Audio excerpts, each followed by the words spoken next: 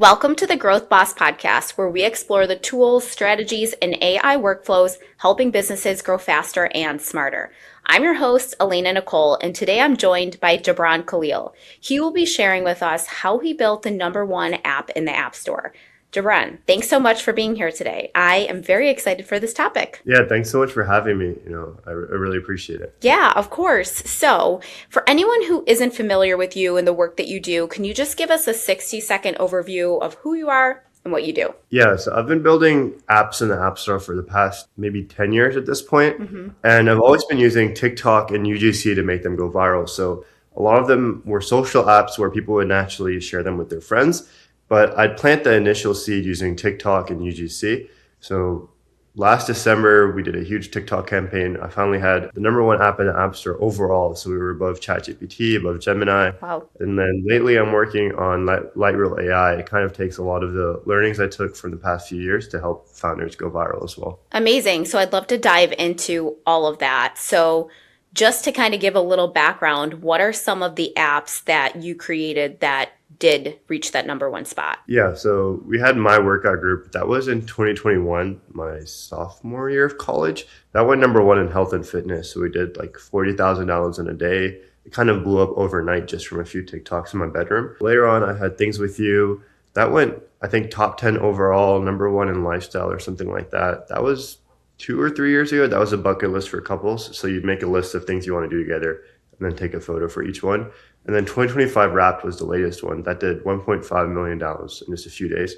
And that went #1 overall. Wow, that's incredible. So I'm sure it comes down to a lot of different things, but if we could kind of break down the process for maybe someone who's getting started or they're considering building an app, and obviously they want it to get as close to #1 as possible, where did you start with coming up with an idea to get it to hopefully in that #1 or close to spot? So the way my process for building apps has transformed a lot over the past few years. Initially, it was I think this is a cool idea, let me work on it. And there was some merit to that. I mean, that's how I started building apps at the end of high school, early years of college. What I eventually found out is I stopped thinking about product and distribution as two disjoint things and started thinking about them hand in hand. Meaning, once I was developing, the UIs for these apps in Figma, or thinking about the share flows or thinking about the feature set, I think, how would this get distributed? So no longer was it, let me spend 6 months or a year building an app and then start marketing on TikTok. It was, how are we going to market this product first? And then I started building it. And while I was building it, I'd always be putting out content to see how people would react. So instead of two separate things, they became one. Okay. And how about coming up with even those initial ideas? Did you use AI for that? Was that just an idea you had? Where did those initial ideas come from? It varies a lot from app to app. The first social app I built, I remember it was in 7th or 8th grade. I just finished watching The Social Network, and I remember I was super hyped up by Mark Zuckerberg and the piano background and everything.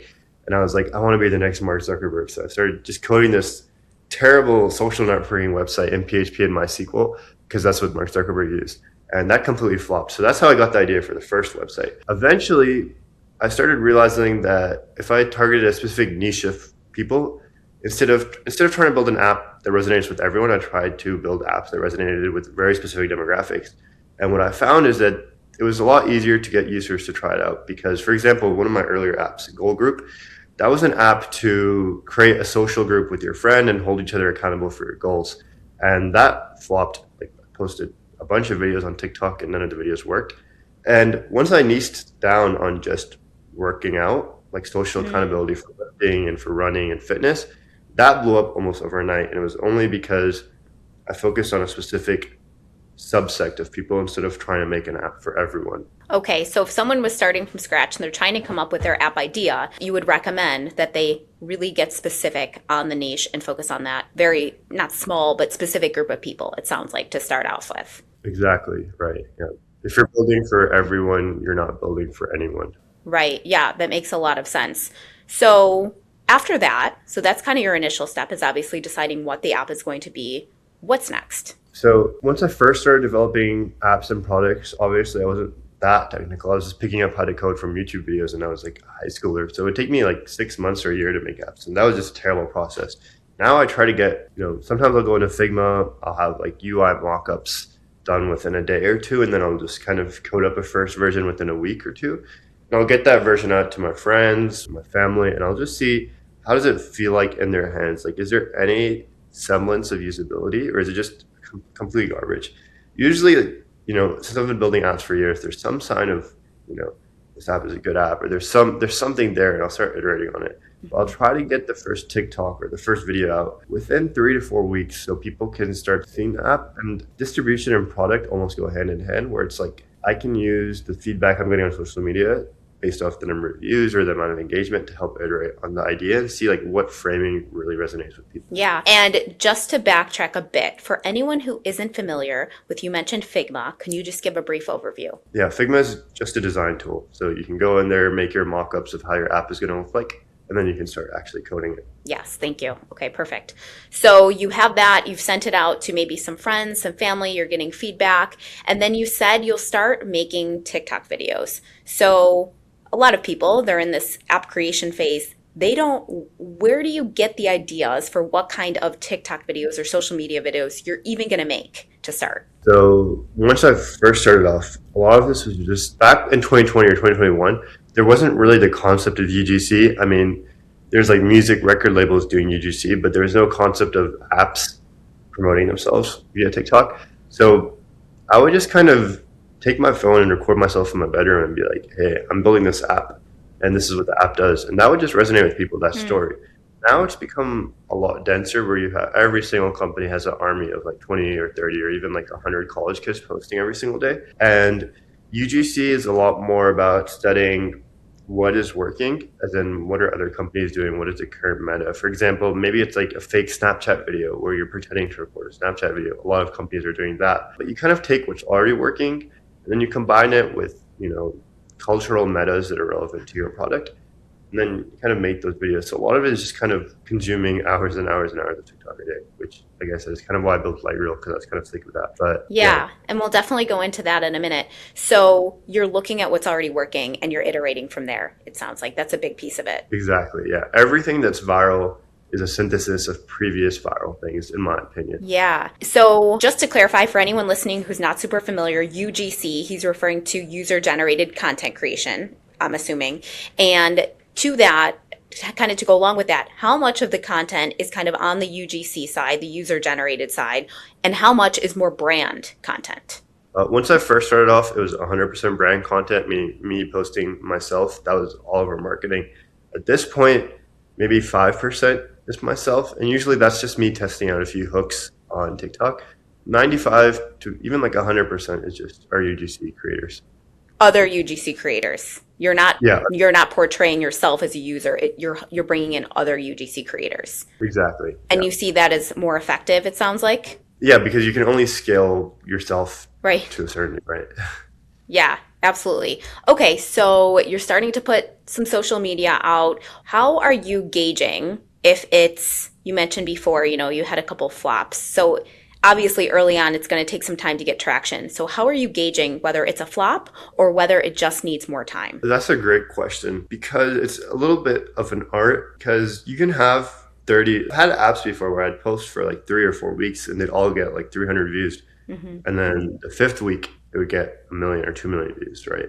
And I'd kind of caution, if you're a listener of this podcast, to not over-index too much on TikTok views. I know I've kind of been saying that product and distribution go hand in hand, which they do.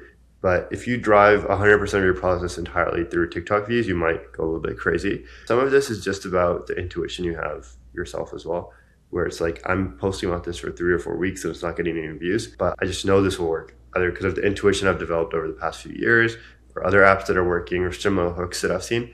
And maybe I just need to frame it slightly differently. Maybe I need to shift the format just a tiny bit. But it's a combination of just looking at the views I'm getting from TikTok plus some intuition, where I'm not over-indexing on pure virality as our entire, product decision strategy maker. Is there a time frame that you would set or recommend for using as an evaluation period? Would it be 30 days? Would it be 60 days? I'd say a month is good. A month is good to see, like, you can sit down and say, is there our content that's really bad, or is this product just does not resonate with people?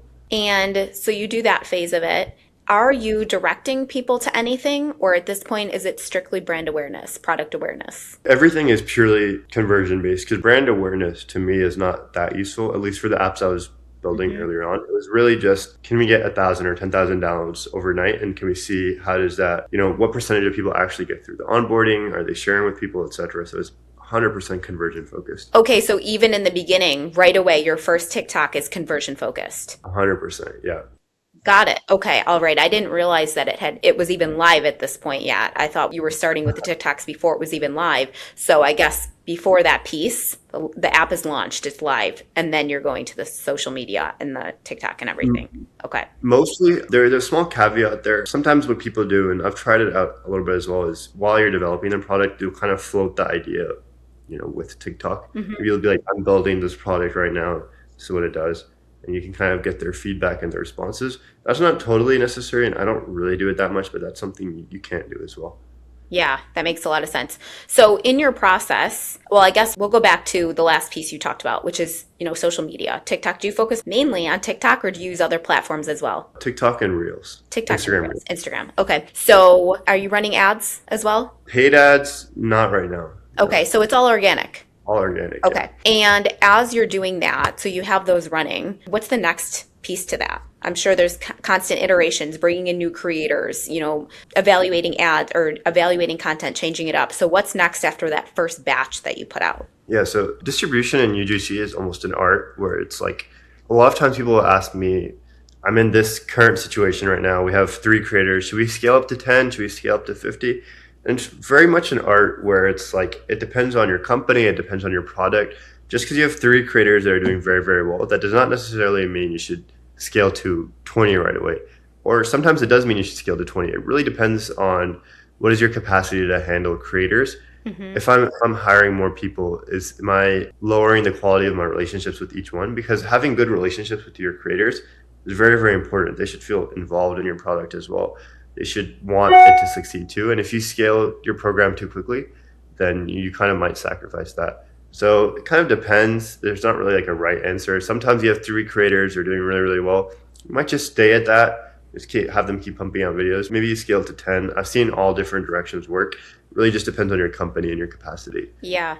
And are you providing these creators with a brief, a script, anything, or are you simply giving them what the app does in the background and then they bring everything to you? 90% of the time we give them a script or a very strong direction where it's like, you'll start off by showing the app in this way, then flip the camera around, and then you'll use these hooks. And sometimes they'll be as specific as we'll have a spreadsheet of hooks meaning like the text that's in the first few seconds of the video, and they'll just do each one row by row by row. Hmm. Very rarely do we have a creator. Sometimes we have a creator who's just very, very good, and we just kind of tell him or her that you can kind of just do whatever you want to and just experiment. Like we trust your intuition. Hmm. We just, while we're managing all these other creators, just kind of do your own thing and see what happens. Yeah.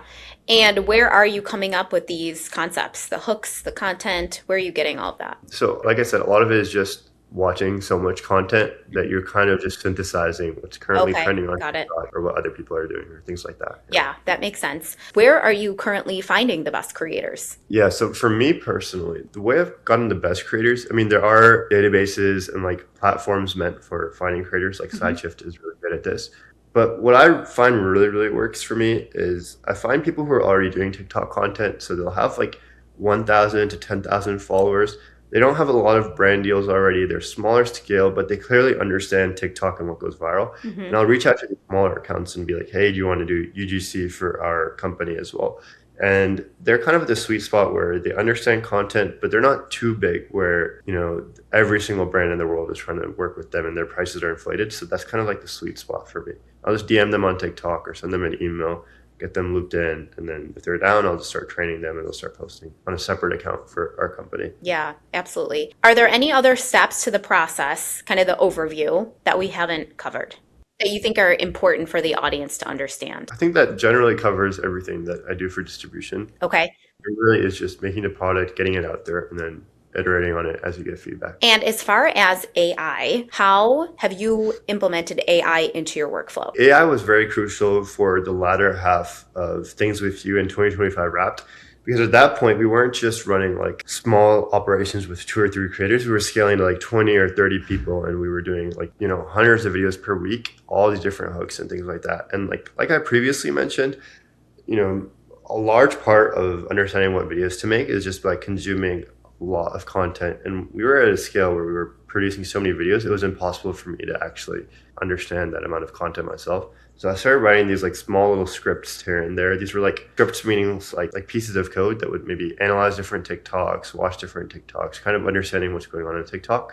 And I would use that to kind of inform what hooks we'd use. That wasn't what Lightreel was. I mean, it was like the pieces that eventually built Lightreel, but that was kind of like the precursor to what eventually became Lightreel. It was like these internal tools we were building out that would automatically find us creators that we wanted. So if we wanted, like I mentioned before, like I really love creators who are like 1 to 10,000 followers, have a few viral videos.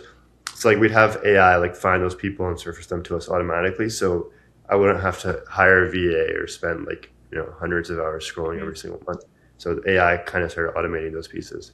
So AI was automating those pieces on a platform tool you created. Am I understanding that correctly? Originally, before Lightreel. Originally, it wasn't even a platform. It was just like, some code here, like 100 different different pieces of code that was kind of floating around. And then eventually we productionized it and built Lightreel out of that. Yeah. And as far as I know, you mentioned before, consuming a lot of content and, synthesizing that and making it your own. Was there AI involved with that piece as well, or was that more manual? So at the very, very end, like 2025 Wrapped, while we were building that actually, we used a lot of AI to help come up with the hooks and stuff for that, where we were kind of just ingesting all like the Wrapped videos that had gone viral for Spotify, that had gone viral for a few other Wrapped apps. And then that kind of led us to figuring out the exact type of hooks we needed to use for 2025 Wrapped. And like, of course, I've been on TikTok for so long, I already had some general idea as well. But at this point, AI was just kind of confirming what I already had some intuition for, that these are the hooks that have worked over the past 3 years. This is what you guys can do as well. Yeah, that makes a lot of sense. So let's talk about Lightreel. You've mentioned it a few times, but I know that's kind of your most recent project you're working on, right? So can you explain a little bit about what it is and how it came to be? Yeah, so I've kind of mentioned a few times that a lot of our content is just understanding what's previously gotten viral and remixing it for yourself. And getting AI to understand taste is really, really hard. Like if you just ask ChatGPT or Claude, like, can you write me a viral script for a TikTok? It's going to write you some LLM slop. So while we were building 2025 Wrapped, I started realizing that if you ingest enough data and you write these kind of harnesses that are smart enough, kind of like these agentic AI workflows, you can actually get some pretty good insights on like, these are hooks that are working right now. These are how you can apply these hooks to your product. This is what your competitor is doing right now. These are creators that meet your profile based off actual live TikTok and Instagram data. So I was using it for 2025 Wrapped, and I realized a lot of people struggled with social media marketing because they were always asking me like, how do I go viral? And how do I make my app go viral, etc. And I was always doing the same process internally. I was looking at what previous apps went viral and then synthesizing that information to make our own viral stuff. So I kind of built Lightreel as almost an AI that just watches TikTok for you. So instead of you having to spend hundreds of hours scrolling TikTok to figure out what creators do I find, what hooks are working, things like that, you just ask Lightreel and it actually searches through TikTok, intelligently understands that information and gives it to you so you can use it. So Lightreel, it sounds like, helps you with the content ideas and also creators too. Is that? Yeah, almost whatever you'd ask a marketing intern to do, Lightreel can do that. So if you're like, I need 10 different chess club presidents at these colleges, can you go find them who make content about chess? You can go find them. Or if you're like, I need to find a bunch of moms who, they talk about their kids, but also how hard it is to work out while they have kids, you can go find that as well. So you can kind of do whatever you tell like a marketing intern to do, but just a lot faster and more accurate. Yeah, so now is Lightreel what you're using for all of your content creation? So I'm 100% focused on Lightreel, content-wise. I'm using Lightreel to market Lightreel. So I have an alert set up to just kind of notify. So we have alerts in Lightreel, which is kind of like a way to notify you automatically whenever something happens on social media. So we kind of I have an alert set up that just notifies me whenever any other AI tool figures out a new format. So that just texts my phone whenever something happens. So I have that. And then I also take the Instagram links of all of our creators and post them into Lightreel like every few days. I just kind of ask it like what videos are working, what direction should we double down on? And it kind of tells us that like he does this in the first few seconds of the video and it works a lot better, or he does this near the end and it just goes a lot more viral. And we're using those insights from Lightreel to market Lightreel. Yeah. So with all of that data, what are you finding is working the best when it comes to viral videos? It's very nuanced. Like it's the smallest things that really make a video work or not work. Like for example, it was pointing out like we have one video where the creator like has the phone like this and it's like what the heck, and then flips the camera over and records the screen. And like it was kind of pointing out that like once he types in the URL, if the typing is just very loud, it just does better, which is very interesting because that's just a small tiny thing. But it's like if he just makes a lot of noise on the keyboard while he's typing in the URL, it just keeps the viewer engaged for that transition period. And it seems almost dumb, but it's just like a lot of these small different things, you kind of piece them together and change them here. So change one small thing here and one small thing there. You go from a video that has 2,000 views to 2 million views, literally like within a day. So, and does Lightreel help you differentiate which part of the video is helping it to go viral? I know primarily it's usually the hook, but sometimes it's also, the content of the video as well. So does Lightreel help you kind of piece out what to focus on? Exactly, yeah. I mean, it watches like all these videos from your profile. So it's not just making guesses or anything like that. It really is saying like, use this sound and it just went a lot more viral, or you ended the video earlier, or you showed your laptop screen clear here. So it doesn't just understand the hook. Understands the entire video and bases it off that. Interesting. So if someone was wanting to create an app, they've listened to this, and we wanted to summarize, let's say 3 of the top things that they need to really focus on and look at to have the best chance of their app going viral, or app being in the top position and their content going viral, what would you say those were? First thing, I already mentioned it, is not having your product and distribution as 2 separate things. Make sure that everything you design in the product, you're thinking about how can I market this? The second thing is, am I focusing on too many people? And what that actually means is this app too broad in the sense where, for example, I was talking to someone who's building an app for people with illnesses a few days ago, and it was just illnesses in general. And my advice to him was, at least from the content perspective, if you focus on a specific type of illness, like, for example, if you're making TikToks about this, there's certain things that teenagers really relate with illness-wise. Just the content would go a lot more viral because the TikToks he was currently making was like, do you have any type of chronic illness? And that's just too broad. You're making an app for everyone. And if you build something for everyone, no one really resonates with it because it doesn't target their specific issue, which is really important. So there's those 2. And then I guess kind of a third tidbit I haven't really mentioned, but that I find is super valuable, is making sure your content conveys a story. That doesn't necessarily mean that you have to say, hey, I made this story, I'm a sophomore in college, or I made this app, I'm a sophomore in college. It just means the hooks you use, the videos you make, they should all convey some type of scenario that's happening, where you'll find that saying that I'm a sophomore in college and this just happened to me, or my best friend just texted me this app, or things where you're contextualizing your product within a story. It just does a lot better. Yeah, that makes a lot of sense. Are there any other AI tools that you use in your workflow or your team does that you use regularly that we haven't discussed, that aren't part of Lightreel? Anything else? I mean, a lot of it is just the coding tools like Cursor and Claude Code, but those are kind of generic. I think everyone uses them. And those are what it sounds like you were using in the early days instead of Lightreel possibly too? So Cursor and Claude are for coding. They just like help me code products basically with AI. So I use that to help build the products. But besides that, nothing too crazy, honestly. Yeah, okay. And is there any question that I didn't ask about building the apps, about, creating viral content that I should have, or anything that you think the audience needs to know that we haven't touched on? Honestly, I think you have covered everything. What are some of the biggest mistakes that you see people making in the app world, whether it's apps or viral content? Is it everything we've discussed, or is there anything else that you see a lot? Yeah, honestly, like the first answer that came to my mind is just the mistakes I've made and the mistakes I've already mentioned, where it's like the app is just way too broad. They're trying to make a to-do list for everyone in the world. But then if they focus on like a to-do list just for families or something, just does 10 better. So that's probably the main mistake, to be honest. Yeah, that makes a lot of sense. So where can people find your work, follow you, connect with you, and learn more about what you're creating? Yeah, I'm on Twitter. I tweet a lot, like every day, about consumer growth and apps. That's Jibran _05, I think my handle is. And then obviously, if you want to check out Lightreel, that's just lightreel.ai. If you go to that URL, I started posting on LinkedIn and stuff as well. If you're on there, you can contact me there too. Mainly Twitter. Yeah, and that made me think of another question. App developers, what platforms do you think are best to be on? We talked about TikTok. There's Instagram, Yeah. there's LinkedIn, there's X. Do you think you need to be on all of them when you get started? Does it depend on the audience? What are your recommendations on that? So Twitter has a lot of good content about to consume as a founder. Like a lot of people who build apps tweet about what they're doing. And a lot of the stuff that I've learned has kind of been off Twitter, and now I kind of share it all to kind of give back. In terms of where to post your videos, TikTok and Instagram are usually the highest converting. TikTok converts really, really well. Like if you get even like 100,000 views on TikTok, that usually converts a lot better than 100,000 videos on Instagram Reels. But in my personal experience, it's a lot easier to go viral on Instagram Reels. I'm not sure why that is, but I think the algorithm is less punishing.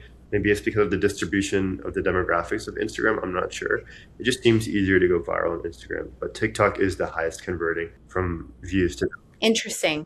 So it's really important to be on both, it sounds like, for that reason. How often do you see what's going viral on TikTok also going viral on Instagram? Always, sometimes, never? How does that work? It's sometimes. A lot of the times I'll have a video that blows up on TikTok, but it just gets no views on Instagram and vice versa. Directionally, though, it is similar where it's like if this format's working on Instagram, it probably will work on TikTok and vice versa, but it's not guaranteed. Yeah. I know a couple years ago, I feel like it was always things went viral on TikTok and then eventually they made their way over to Instagram. But I've been seeing a little bit of a shift. So I was curious with, all of your data and research that you do, what you had seen. So really interesting. Yeah. Well, thank you so much for being here. This was a great conversation. We really appreciate all of this knowledge that you gave, and I know the audience is going to find it really valuable. So thanks again. Of course. Yeah. Thanks for having me. Absolutely. And to our audience, I hope that you found this episode as valuable and eye-opening as I did. If you are ready to put these ideas into action, you have everything that you need to get started. So please like, subscribe, and follow on whatever platform you are using. And whatever you do, do not share this episode with your competitors. Thanks for listening to the Growth Boss Podcast.